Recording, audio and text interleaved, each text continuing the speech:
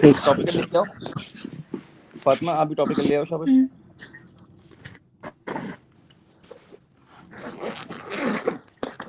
Okay अच्छा, मैंने आपको 3 करंट वोल्टेज ग्राफ सिखाए थे ना। एक आपको मेटल का सिखाया था जो कि स्ट्रेट होता है, जिसमें वोल्टेज और करंट आपस में डायरेक्टली प्रोपोर्शनल होते हैं। ठीक है, ये मेटल का था अगर आपको याद हो तो।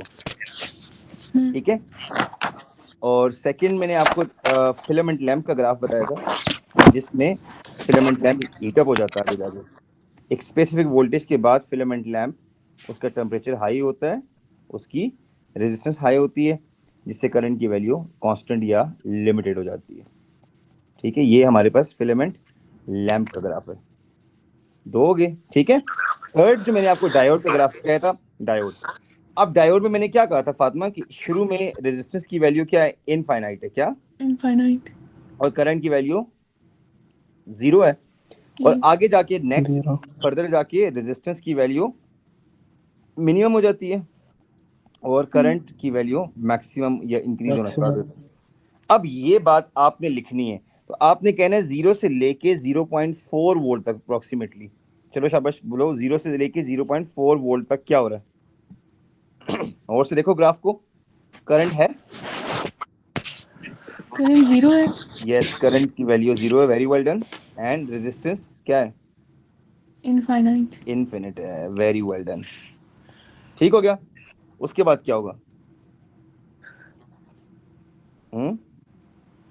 उसके बाद अबव 0.4 वोल्ट। ठीक है, 0.4 वोल्ट से आगे क्या हो रहा है, करंट इंक्रीज होगा। करंट की वैल्यू, current started to current maximum हो जाएगा सर, इंक्रीज होने लग गए। और रेजिस्टेंस क्या हो रही है सर, रेजिस्टेंस डिक्रीजेस, क्या मिनिमम हो जाएगी। डिक्रीजेस या मिनिमम पे आ जाएगी। ठीक है, सही हो गया। अच्छा, अब आगे कह रहे हैं कि आप इस तरह करें कि फिलामेंट लैंप का ग्राफ स्केच करें। अब देखिए फिलामेंट लैंप का ग्राफ और से किधर है, ए में या बी में है, बी, बी। तो ये ग्राफ अपने स्केच करना है, देखो ना सर ये आपने उस एक दिन, सीधी लाइन जाएगी सर, एक सीधी हाँ लाइन जाएगी आगे स्ट्रेट हो जाएगी। आगे जाके स्ट्रेट हो जाएगी। ठीक है फातिमा, जी ये सर। हमने स्केच कर दिया, क्लियर। लेकिन ये बात याद रखना, फिलामेंट लैंप में जिस जगह से आगे करंट की वैल्यू कांस्टेंट होती है वहां पे टेम्परेचर हाई हो जाता है, रेजिस्टेंस की वैल्यू मैक्सिमम हो जाती है, जिसकी वजह से करंट की वैल्यू कांस्टेंट हो जाती है। ठीक है, फिलामेंट लैंप हीट अप हो जाता है। सिंपल सी बात ये कि इसके बाद फिलामेंट लैंप हीट अप हो जाता है। ठीक है, अच्छा नेक्स्ट, चलो अब रीड करो फातिमा, चलो इसको रीड करो शाबाश, इस क्वेश्चन को वो स्केच अप कर लोगे। Start reading this. सर ये मैंने किया हुआ है। कोई बात नहीं, अच्छा फातिमा आप रीड करो जरा। Figure 5.3 shows a power supply of electromotive force 12 volts and internal resistance 0.5 ohms connected to a filament lamp and switch. The filament lamp has a power of 36 watts when the potential difference across it is 12 volts. ठीक है, Calculate the resistance of the lamp when the potential अशल आपने, difference across is 12 okay volts. अशल आपने guide करना है कि filament lamp की हमें power given है और हमें फिलामेंट लैंप की वोल्टेज गिवन है। ठीक है फातिमा, रेजिस्टेंस के क्या फॉर्मूला है, वही पावर वोल्टेज और रेजिस्टेंस वाला formula, power equals to P is equal to V square by R। हाँ V square divided by R. ठीक है, ये और हो जाएगा। तो आप रेजिस्टेंस को फाइंड करें, तो V square divided by power, calculator लेके आओ शाबाश, 12 का square divided by power 4 sir, 4 answer आ 34 ओम्स। ठीक है फातिमा, यहाँ पे मसला तो नहीं है ना। नहीं सर।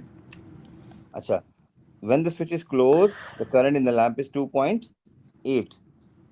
अब लैंप का करंट हम लिख देते हैं 2.8 एम्पेयर। अब कह रहे हैं लैंप की क्या निकालें, रेजिस्टेंस निकालें, करंट भी पता चल गया। ठीक है, अब 2.8 एम्पेयर पे, ग्राफ तो नहीं गिवन, नहीं गिवन, चलें अब लैंप की 2.8 एम्पेयर पे रेजिस्टेंस निकालें। अब हमें सर मैं रेजिस्टेंस बताऊं की वोल्टेज कैसे लाओगे, सर, पहले ओ वोल्टेज लॉस को हम निकालेंगे सर, 2.8 को मल्टीप्लाई करेंगे 0.5 से, और 1 को वो voltage very well loss done निकल आएगी, फातिमा। उसको माइनस अच्छा ये कह करेंगे रहे हैं, ईएमएफ से। हाँ सही बात है, 2.8 को अगर हम इंटरनल आर से मल्टीप्लाई करते हैं ना फातिमा, इससे हमारे पास voltage loss inside the battery आ जाएगा। उस लॉस को टोटल में से हाँ सर बोलो।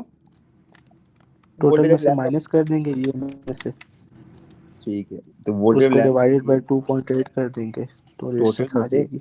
वी लॉस्ट को माइनस कर देंगे, ये वी लॉस्ट को माइनस कर देंगे, ठीक है। तो लैंप की वोल्टेज आ जाएगी, कितनी आएगी अशल? ये 1.4 आएगा। लैम्प की वोल्टेज सर 12 माइनस 1.4 11.6 वो 10.6। 10.6 वोल्ट्स। अब फातिमा को लैंप की वोल्टेज मिल गई है, ठीक है, और करंट ऑलरेडी है ना फातिमा, जी तो अब लैंप का वोल्टेज ओवर करंट निकाल लो, ठीक है। आई समझ? जी इसमें सर। असल में चैलेंज ये था ना, मैंने क्वेश्चन इसलिए पिक किया है कि हमें 3.8 लैंप की सर। वोल्टेज नहीं गिवन थी।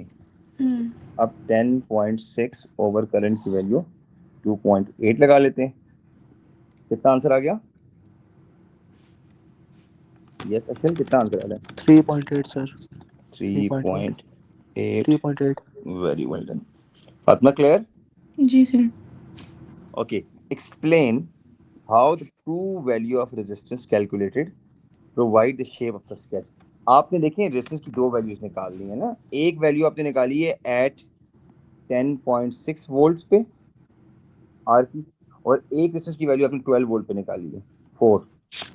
तो आप देखें वोल्टेज ज्यादा होने से रेजिस्टेंस ज्यादा हो रही है ना, पहले 3.8 थी, ये देखो ये 3.8 है लेस वोल्टेज पे, लेस वोल्टेज के ऊपर 3.8 है, लेकिन मोर वोल्टेज है 12 वोल्टेज मोर है, इस पे 4 है।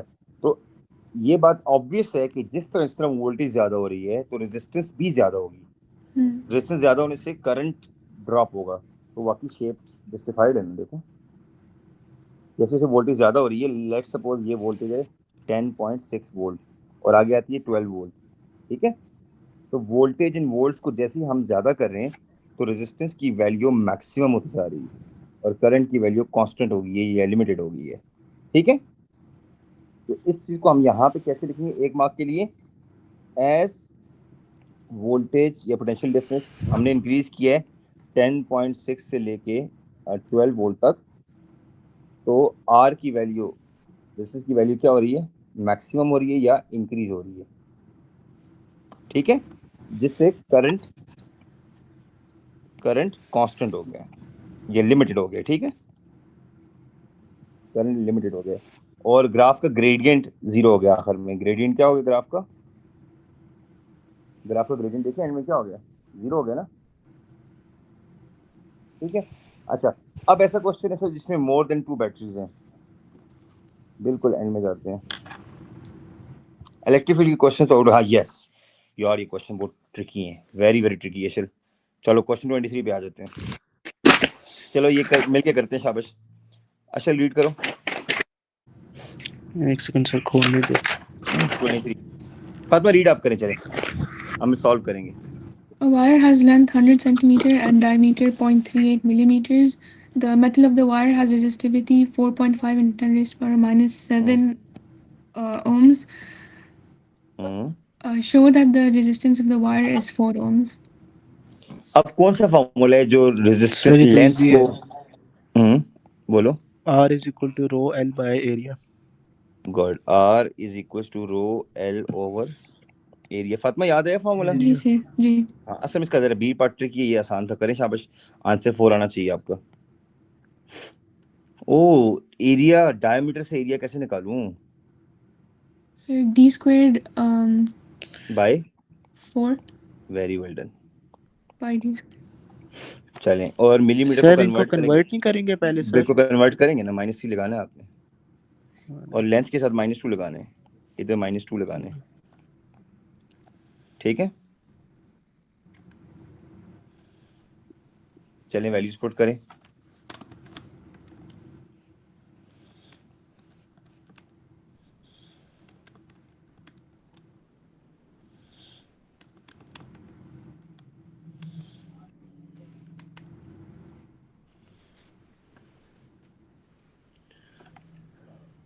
रेजिस्टिविटी की वैल्यू मैं जस्ट इसलिए लिख रहा हूँ कि बाद में अगर कोई क्लास देखे तो उसको बताओ मैं क्या कर रहा हूँ, ठीक है। आप लोग अपना करें।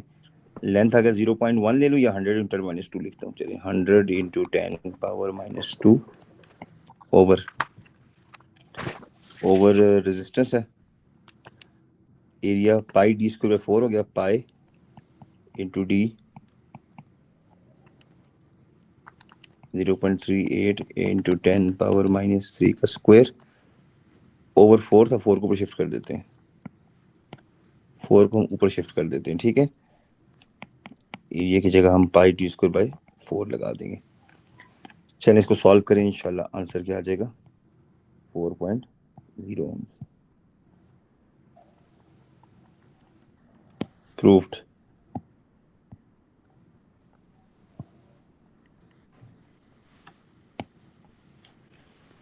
हाँ जी, आ रहा है आंसर।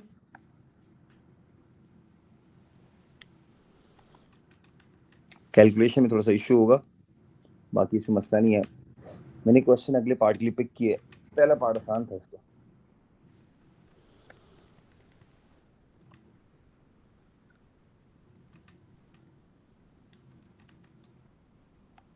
अशल आपने जरा समझाना है अब्दुल्ला अजमर को, ठीक है, थोड़ा सा सीरियस नहीं यार स्टडीज को। Okay sir. इनाया काफी मेहनत कर रही है, अल्लाह करे इस दफा ग्रेड ले ले।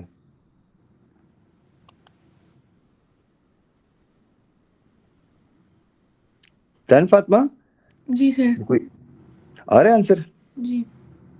गुड। अशल बस ये हो जाएगा, आगे जाते हैं जरा। Yes sir.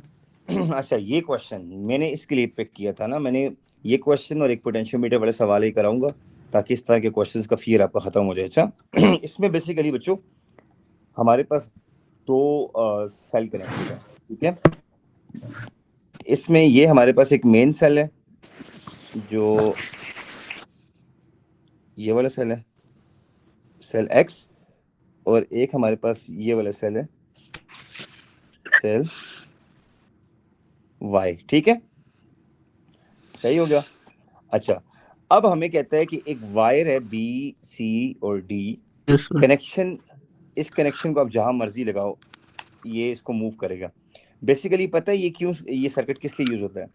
ये सर्किट इसलिए यूज होता है कि हमें वो निकालनी होती है, किसी भी वायर की रेजिस्टेंस निकालनी होती है या किसी सेल की वोल्टेज निकालनी होती है। लाइक सेल वाई की वोल्टेज अगर हमें ना पता होती हम वोल्टेज निकाल सकते थे, अगर सेल वाई की वोल्टेज पता है तो हम वायर बी सी की रेजिस्टेंस या लेंथ निकाल सकते हैं, ठीक है, रेजिस्टेंस बेसिकली निकाल सकते हैं कि बी से लेके सी तक कितनी रेजिस्टेंस है। आई समझ? यस अब हम क्या करते हैं, सवाल को आगे पढ़ते हैं। फातिमा रीड करो यहाँ से।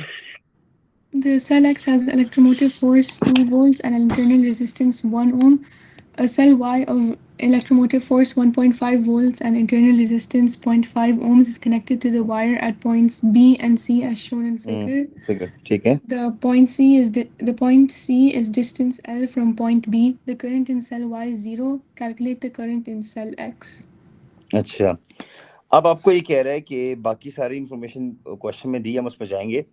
करंट इन सेल एक्स हमसे मांग रहे हैं, सेल एक्स है किधर है, ये यहाँ से आने वाला हमसे असल क्या मांग रहा है, करंट, ठीक है। अच्छा, अभी वो कह रहा है इंपॉर्टेंट बात, वो जो इसने इंपॉर्टेंट बात ये, current in cell why zero, सबसे इंपॉर्टेंट बात ये, current in cell why right now zero, means यहाँ पे किसी किस्म का करंट नहीं आ रहा, ठीक है। सबसे पहले क्वेश्चन देख के डरते नहीं है। अच्छा, अब ऐसा सवाल आएगा नेचुरल है, आपको डर लगेगा, बट आपने करना ये कि सवाल को आराम से पढ़ना है, ठीक है। अब उसने कह दिया हमें सेल वाई में करंट जीरो है, तो मींस जितना भी करंट बैटरी से आ रहा है वो स्ट्रेट यहाँ से पास करेगा। फिर कहाँ से पास करेगा?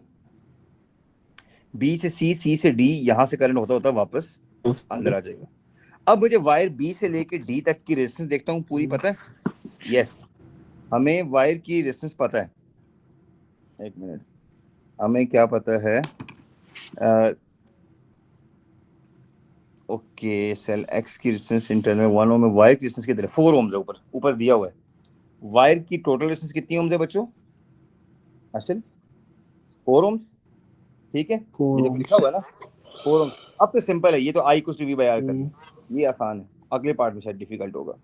आई कुछ वी बाय आर करें 2 ओवर आर में, अब मुझे बताएं 2 है ना, आर टोटल लेनी है, तो आर टोटल में एक वायर बी डी की है, तो रेजिस्टेंस ऑफ वायर बी से लेके डी तक की प्लस रेजिस्टेंस इंटरनल, क्या फातिमा?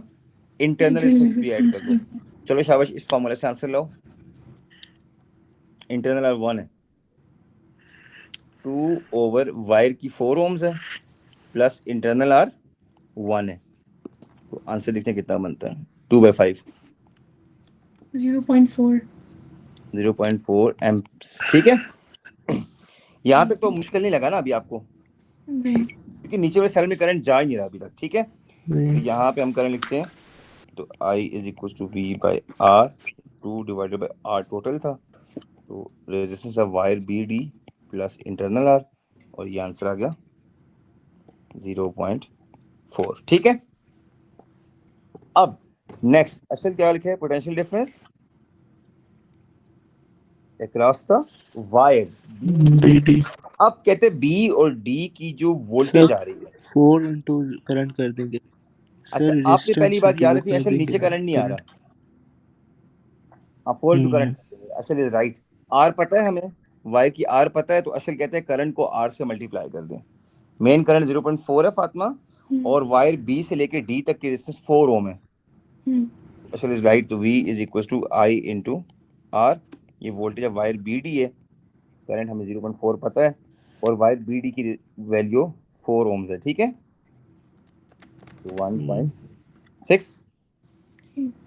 अच्छा अब देखो, question seems to be scary, लेकिन इसके पहले 2 पार्ट इतने मुश्किल नहीं है, आसान लगे ना आपको। लेकिन अब एक बच्चे इस डायग्राम को देख के डर गया, उसने पैनिक कर लिया, बस वो तो गया फिर, है ना। अच्छा नेक्स्ट, डिस्टेंस एल। अब इस सवाल के लिए मैंने बेसिकली ये क्वेश्चन चूज किया है। अब डिस्टेंस एल का मतलब ये है, हमारे पास जो वायर की रेजिस्टेंस पूरे की है बी से लेके डी तक, लेकिन वो कहते हैं नहीं, आप हमें ये बताएं बी से लेके सी तक डिस्टेंस एल कितना है। हम पहले देखते हैं बी से लेके डी तक कितनी है लेंथ, ऊपर दी हुई है, लेंथ कितनी है total 100 centimetre. Look at this, 100 दी हुई है ना। अब फातिमा हमें ये नहीं समझ आ रही कि टोटल वायर 4 ओम्स है, मैं मान लेता हूँ, और टोटल वायर की रेजिस्टेंस भी कितनी सेंटीमीटर है 100 centimetre. But now we are confuse के बी से लेके सी तक बेसिकली कितना वो है लेंथ है। ठीक है, अब इसके लिए हम थोड़ा सा सपोर्ट लेंगे रेशियो मेथड की। किसकी? रेशियो मेथड की। मुझे अब एक बात बताएं, उससे का करंट इन सेल Y0, ये बात कंफर्म है ना। असल करंट सेल Y का 0, इसका मतलब पता है क्या है? इसका मतलब है कि B से लेके C तक जो वोल्टेज है वो 1.5 है, क्योंकि देखो नीचे वाले सेल में करंट 0 तब होगा कि जब वायर की वोल्टेज, हम यहाँ पे लिखते हैं वोल्टेज ऑफ वायर BC, अगर वोल्टेज ऑफ सेल Y की इक्वल है, इसका मतलब करंट इन सेल Y क्या हो जाएगा 0। ये बात आपने याद रखनी है, B से लेके C तक की वोल्टेज सेल Y की वोल्टेज के इक्वल होगी, तो इसका मतलब है सेल Y में करंट नहीं जाएगा। ठीक है, अब हम क्या करते हैं, इट मींस सेल Y की वोल्टेज हमें पता है वो कितनी है 1.5, तो हम वायर BD की वोल्टेज भी 1.5 ले लेते हैं। तो हम एक काम करते हैं, voltage of wire versus length of the wire, इसकी रेशियो लेते हैं। हम देखते हैं अगर वायर B से लेके D तक टोटल थी कितने सेंटीमीटर, अगर ये 100 सेंटीमीटर हो, अशल सॉरी सेंटीमीटर सेट लेता हूँ, हाँ, अगर वायर B से लेके D तक फुल हो और उसकी वैल्यू कितने सेंटीमीटर है 100 सेंटीमीटर, तो पूरी वोल्टेज वायर BD की आपने निकाली है 1.6 आई थी ना, ये देखें 1.6 आ गई। ठीक है फातिमा। अब फातिमा कहती है सर मुझे इधर लेंथ मांग रहे हैं B से लेके C तक की लेंथ, X का मतलब ये कि B से लेके C तक की लेंथ फातिमा को नहीं पता, लेकिन फातिमा को एक बात समझ आ गई कि अब वोल्टेज 1.5 है B से लेके C तक। ठीक है, इसको क्रॉस कर लो, ठीक है, ये वाला और ये वाला, चलो इसको क्रॉस करो, शाबाश। तो 1.6 times x equal to 1.5 times 100। ठीक है, तो x की वैल्यू हो जाएगा सर 93.75. 90 93.75. 75। तो कॉन्सेप्ट समझ आया बच्चों आपको? जी. ये थोड़ा सा ट्रिकी क्वेश्चन है। अच्छा once again Fatima, wire B से लेके C तक की जो वोल्टेज है, पोटेंशियल डिफरेंस है वो सेल वाई के पोटेंशियल डिफरेंस के इक्वल होना चाहिए, तब सेल में करंट जीरो होगा। सही है। तो हमने क्या किया, वोल्टेज ऑफ द वायर और लेंथ ऑफ द वायर पे हमने वो लगा ली, रेशो लगा दी, ये और ये, इसकी हमने क्या कर ली, रेशो कर ली। ठीक है, कि पहले अगर ये 1.6 था तो ये 100 सेंटीमीटर था, अब अगर ये 1.5 हो जाए तो ये क्या हो जाएगा, x हो जाएगा। That's why our final answer is 93.75। ठीक है, आया समझ ना? जी सर। तो सेंटीमीटर सर, ओम नहीं। 3.75 सेंटीमीटर। ठीक है, सो वोल्टेज रेशो लेंथ से हमने सॉल्व किए। ओके, नेक्स्ट, अब कनेक्शन सी, फातिमा पढ़े। The connection C is moved so that L is increased. Explain why the EMF of cell Y is less than its terminal potential difference. Connection C is moved के, अच्छा किस side move किए, toward right, left से right की तरफ move किए। ठीक है, क्योंकि हमने क्या किया, explain why the cell, why the EMF of cell Y is less than terminal potential difference. अच्छा, इसको इंक्रीज कर दिया है, मींस कि इस कनेक्शन को हमने सी से फर्दर आगे लेके गए हैं। ठीक है, कनेक्शन को हम इधर लेके आए, इस तरफ कहीं। ठीक है, अब उसने अगला क्वेश्चन ये किया है, explain why the EMF of cell Y is less than terminal potential difference. Cell Y की जो ईएमएफ है, less than, why the EMF of cell Y is less than terminal potential sir difference। के internal ये है ना? EMF नहीं, ये कहते हैं ये EMF less than terminal potential difference की इक्वल क्यों है? ओ, टर्मिनल पोटेंशियल डिफरेंस पता है क्या है? जो सेल Y के अक्रॉस वोल्टेज आएगी, है ना, terminal potential difference of cell Y। अब एक मसला है, मुझे आप एक बात बताएं जरा, ऑनेस्टली स्पीकिंग, जब तक कनेक्शन सी पे था, असल में थोड़ा कोशिश कर रहा हूँ इस क्वेश्चन करंट में, जीरो था। करंट जीरो था, मींस असल ये कह रहा है जो बी से लेके सी तक वोल्टेज या पोटेंशियल डिफरेंस था वो सेल वाई के पोटेंशियल डिफरेंस की इक्वल था, यही बात है। लेकिन था। जैसे ही आपने सी हमने से बी चेंज पे किया, गए, करंट की वैल्यू चेंज हो जाएगी सर, और जिसकी वजह से इंटरनल रेजिस्टेंस के साथ वोल्टेज लॉस शुरू हो जाएगा। लेकिन नहीं ना असल, वो तो उससे तो फिर पोटेंशियल डिफरेंस कम होना चाहिए। आप जो कह रहे हो ना असल, असल फातिमा ये कहना चाह रहा है, असल ये कहना चाह रहा है कि जब इसके अंदर करंट फ्लो करेगा जिससे अंदर लॉस्ट होगा, लेकिन अंदर लॉस्ट होने से तो टर्मिनल पोटेंशियल कम होना चाहिए। असल आपके उसके अकॉर्डिंग मैं क्या कहना चाह रहा हूँ, मैं ये चाह रहा हूँ कि जैसे ही आपने कनेक्शन को मूव किया ना आगे फर्दर, ये देखिए मैं आपको रेड पेन से दिखाता हूँ, कनेक्शन को अगर आपने यहाँ से उठा के इधर लगा दिया है फातिमा, ये देखें इधर, इसका मतलब ये है कि अब वायर बीसी की जो वोल्टेज थी पहले 1.6 थी, अब सच बताएं क्या वो ज्यादा नहीं होगी? लॉन्गर वायर यूज कर दी है ना जी।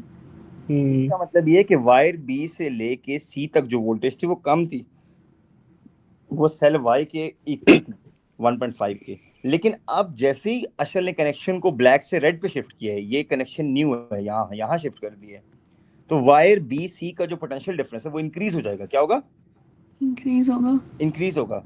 और जाहिर है इन दो टर्मिनल पे, ये जो दो रेड टर्मिनल्स हैं, अब सेल वाई इस वाली वोल्टेज को चेक करेगा ना, तो सेल वाई की क्रॉस वोल्टेज ज्यादा हो जाएगी ना, सेल वाई की क्रॉस वोल्टेज।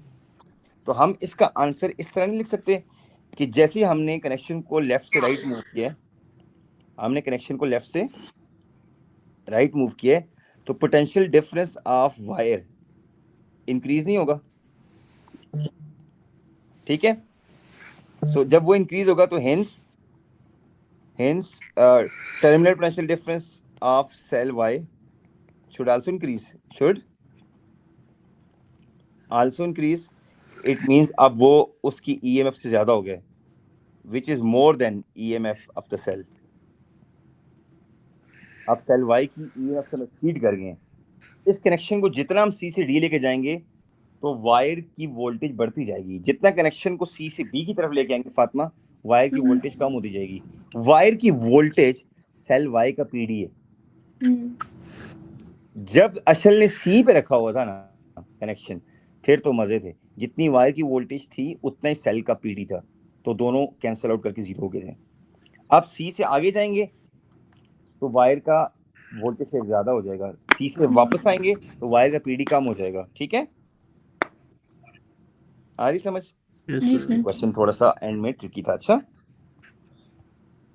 कोई मेरी क्लास रिकॉर्डेड है, आप बाद में देख सकते हैं। अब एक और थोड़ा मुश्किल सा सवाल मैं करवाना चाह रहा हूँ जिसमें 2 बैटरीज हों। एक सवाल और बस, जस्ट 1 क्वेश्चन मोर। ये इजी है, ये आप कर लोगे, कोई इशू नहीं है। ये भी आप कर लोगे, ये भी आप कर लोगे, ये भी आप कर लोगे, कोई मसला नहीं है। ये तो आउट ऑफ सिलेबस है। एक क्वेश्चन ऐसे और था जिसमें, हाँ ये करते थे मिस्टर एलडीआर वाला, एक जरूरी क्वेश्चन, इस तरह का हमने नहीं किया। ठीक है, चलो जल्दी से। Define potential difference. एक होती है ईएमएफ, एक होती है पोटेंशियल डिफरेंस। बच्चों इन दोनों में एक दफा मैं आपको डिफरेंस बताता हूँ, याद रखना। ईएमएफ फातिमा अगर आ जाए तो ये एनर्जी कन्वर्टेड है, energy converted from non electrical to electrical form. क्या? Non electrical to electrical form per unit charge, per unit charge. अब इसी तरह पीडी का डिफाइन वो करो। सर अगर हो इलेक्ट्रिकल पोटेंशियल डिफरेंस। हाँ, अगर एसएल कह रहे हैं अब इलेक्ट्रिकल टू नॉन इलेक्ट्रिकल, जो एनर्जी कन्वर्टेड है पर unit charge, per unit charge across the component, ये पीडी है। ये क्रॉस द बैटरी सेल होता है, ये अक्रॉस सेल होता है ये वाला, और ये अक्रॉस कंपोनेंट होता है, अक्रॉस कंपोनेंट। तो ये इसकी डेफिनेशन हो जाएगी, energy converted from electrical to non electrical per unit charge across the component, across the component. ठीक है, डेफिनेशंस की फिक्र ना करें, मेरे रिसोर्स पैक में फातिमा स्टार्ट में लिखी है। अच्छा चलो, अब ये 20 वोल्ट है, हमारे पास 2 कंपोनेंट हैं। आप बताएं maximum potential difference of R2 की वोल्टेज निकालनी है। चलो, हमारे पास 2 कंपोनेंट है, ये R1 है और ये R2 है, और ये टोटल बैटरी है। आपको R2 की वोल्टेज निकालनी है। ठीक है, कुछ करो, R2 की वोल्टेज आ जाए। वो वी आउट का फॉर्मूला याद है? ये वी आउट जिसकी फाइंड करनी है फातिमा, किसकी निकालनी है? Sir 20।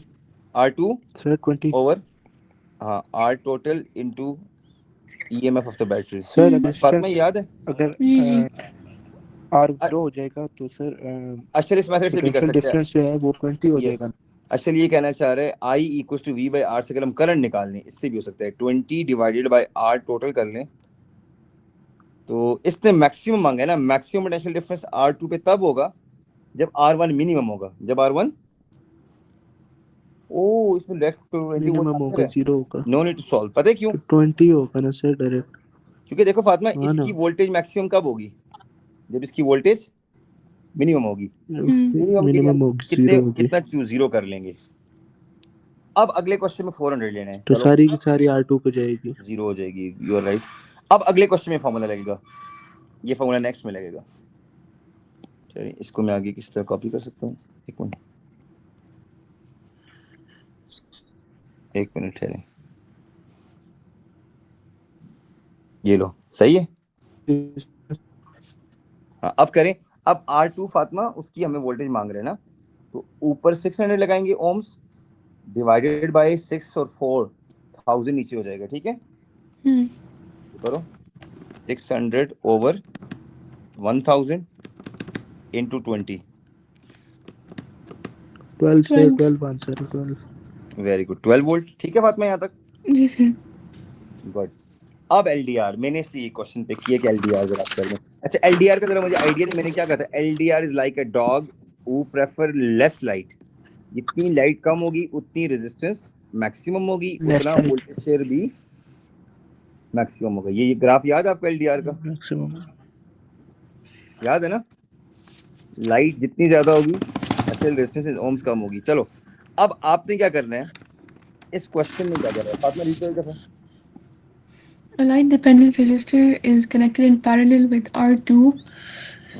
When the light intensity is varied, the resistance of the LDR changes from 5 kilo ohms to 1.2 kilo ohms.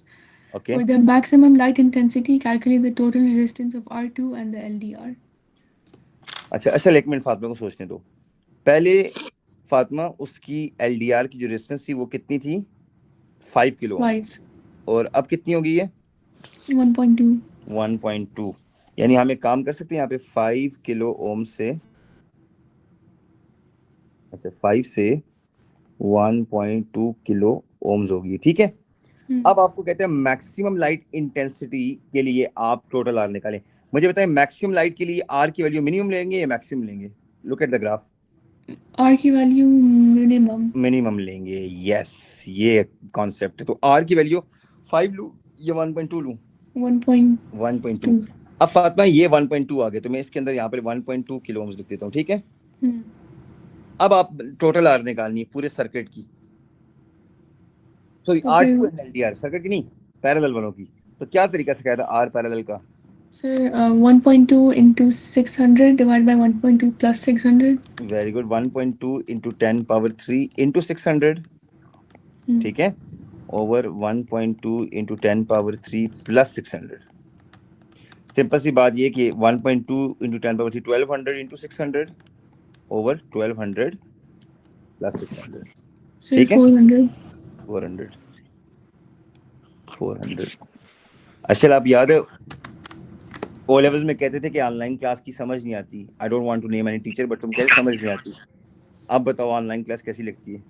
Ji sir देखो ना फर्क है कि नहीं है सर बेस्ट सर इंशाल्लाह। बच्चों मैं बात जी। बताऊं अभी फातिमा सर हमने बहुत जर्नी ऐसा है जो ए के लिए कवर करना है। अभी भी मेरे हिसाब से आप लोग ए पे नहीं पहुंचे। अच्छा ठीक है मैंने आपको ऐसा ट्रेन करना है कि आपको मतलब हर तरह की क्वेश्चन का एक्सपोजर हो फातिमा असल ठीक है। अभी तो हमने सर्किट्स की दुनिया में जाना है सॉरी एमसीक्यूज की वर्ल्ड में वो भी बहुत मुश्किल है। तो हमने अभी पेपर का स्कोर इंप्रूव करना है 60 में से 45 60 50 की एवरेज पे लेके जाना है आपको इंशाल्लाह ठीक है। तो आपने जब गिव अप ना किया तो इंशाल्लाह मैं आपको ऐसा गाइड करूंगा कि इंशाल्लाह आपका ये आएगा ठीक है।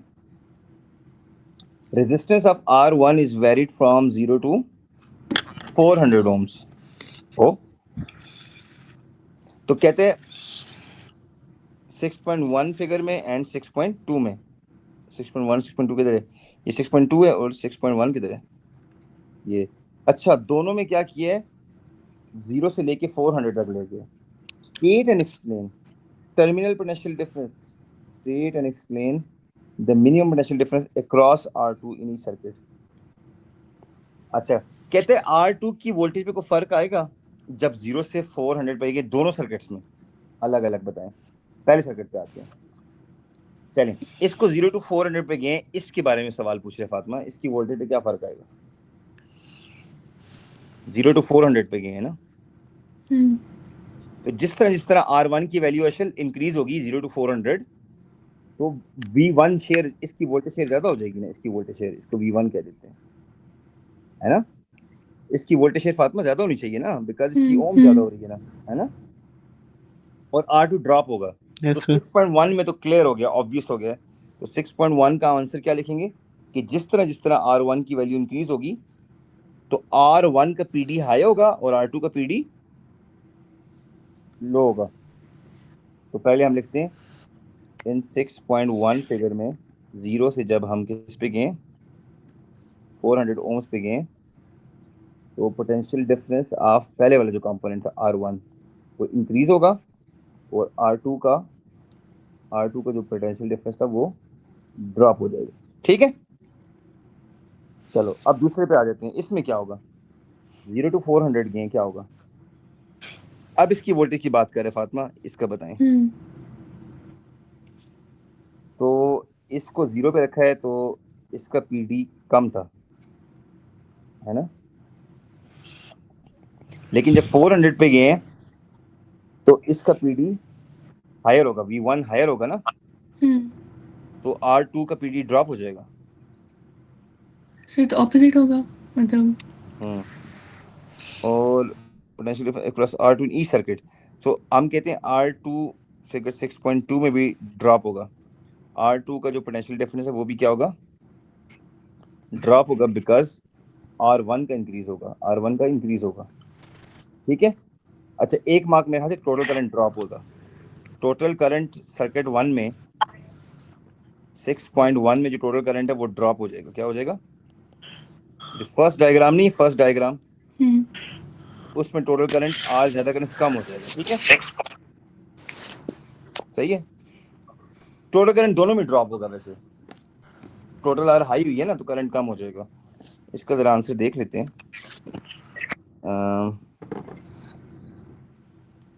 ये क्वेश्चन नंबर कौन सा था? 35 35 सर। 35 की मार्क्स स्कीम देखते हैं।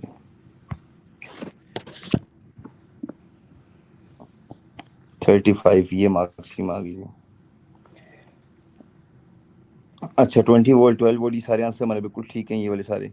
टोटल पोटेंशियल डिफरेंस ये, सो पोटेंशियल डिफरेंस रिड्यूस होगा, पोटेंशियल डिफरेंस रिड्यूस होगा किसका? R2 का।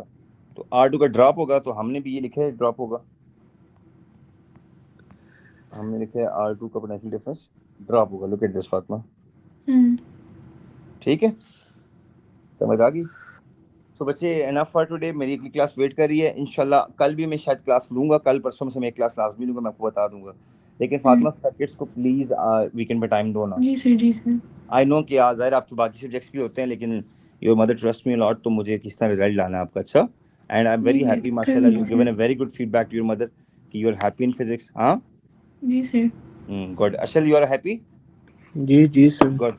लेकिन देखो अभी मैं कंफर्म नहीं कह सकता अभी आपका ए आएगा, अभी हमने बहुत मेहनत करनी है, सीरियसली बहुत मेहनत करनी है, बिकॉज ए लेवल्स में इतने आराम से नहीं आता। अच्छा मैं आपको डिसअपॉइंट नहीं कर रहा कि एंड में नहीं आएगा। If you work really hard during this 2 months जो आपके रहते हैं, then you will get a grade इंशाल्लाह। हम 15 तारीख के बाद पूरे फुल लेंथ पेपर पे जाएंगे फातिमा।